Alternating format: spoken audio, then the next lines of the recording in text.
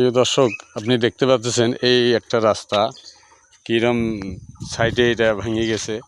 এটা নতুন রাস্তা, যদিও এই মাস 5-7 মাস আগেই কাজ হয়েছে। আপনারা দেখতে পাচ্ছেন এই রাস্তাটা কীভাবে ভেঙে গেছে। দেখতে পাচ্ছেন এইভাবে রাস্তাটা কত সুন্দর রাস্তা, কিন্তু এটা বৃষ্টির কারণে এইভাবে যদি ভেঙে যায় তাইলে এটা বৃষ্টি হইলে আরও বেশি ভেঙে যাবে। সাইডে এটা ব্রিজ, হ্যাঁ এটা ব্রিজ। এটা এই রাস্তাটা আপনাকে দেখাচ্ছি।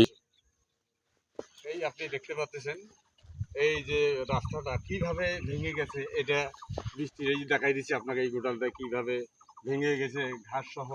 এই যে কত দূর রাস্তাটা, এই পাশে তো রাস্তা দেখতে পাচ্ছেন।